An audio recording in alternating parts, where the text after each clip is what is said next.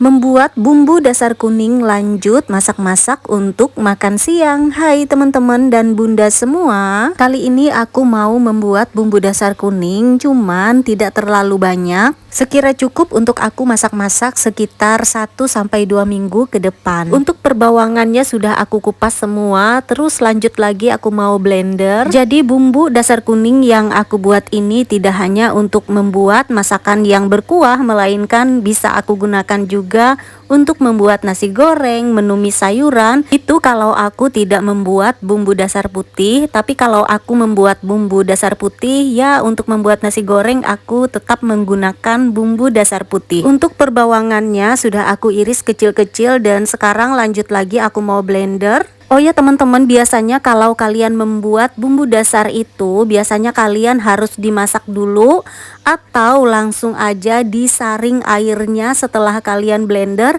dan langsung dimasukkan ke dalam kulkas mentah gitu. Kalau cara aku sih dimasak dulu ya teman-teman, dan aku biarin airnya sampai menyusut seperti ini.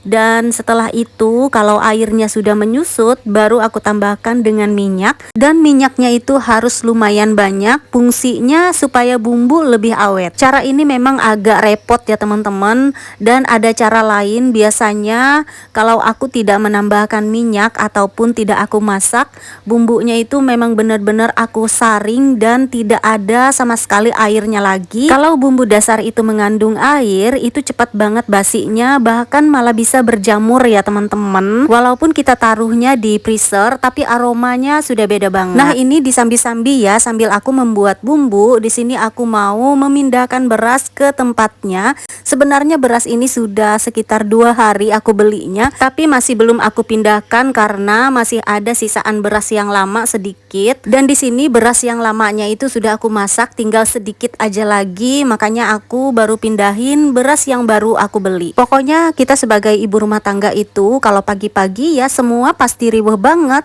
apalagi bagi ibu-ibu yang harus mengantar anaknya sekolah dan kerja kantoran juga pasti sibuk banget. Kalau aku sebagai ibu rumah tangga biasa dan tidak mengantar anak ke sekolah juga, bahkan aku tidak sebagai pegawai kantoran juga, aku pasti sempat untuk leyeh-leyeh walaupun itu hanya sebentar. Dan aku juga bisa merasakan lelahnya kalian sebagai ibu rumah tangga, sudah pergi ke kantor, terus mengurus anak-anak, mengurus keluarga, pulang dari kantor, beraktivitas lagi di rumah. Bagi aku kalian itu hebat banget. Untuk aku memindahkan berasnya itu sudah selesai ya, dan saatnya aku untuk leyeh-leyeh. Leyeh-leyehnya aku itu seperti ini ya teman-teman, membuat kopi atau susu dan juga membuat teh hangat ya teman-teman. Jadi disitulah waktu aku untuk leyeh-leyeh. Sebelum aku untuk melanjutkan aktivitas aku yang lainnya, biasanya aku santai sebentar istirahat, sekitar setengah jam aku istirahat, baru aku melanjutkan aktivitas aku. Sambil duduk santai sebentar, entahlah itu di dapur, ruang tamu, ataupun kadang-kadang juga bisa di kamar ya teman-teman.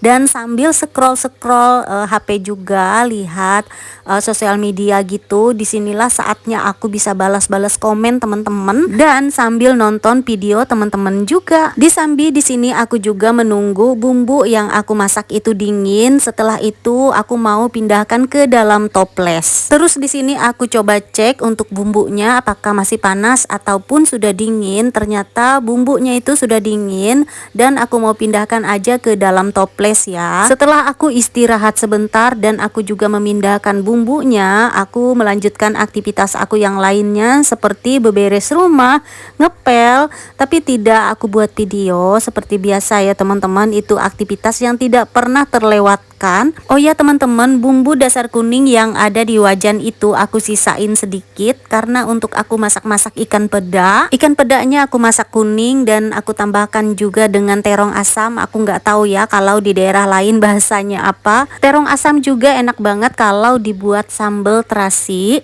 Tapi di sini aku tidak buat sambal, aku hanya menambahkan langsung ke masakan ikan aku. Ini sudah di akhir video. Aku rasa video aku kali ini cukup sampai di sini dulu. Kalau ada kata-kata aku yang tidak berkenan di hati teman-teman, aku minta maaf ya. Semoga video aku kali ini dapat bermanfaat dan teman-teman suka dengan videonya. Bye bye teman-teman.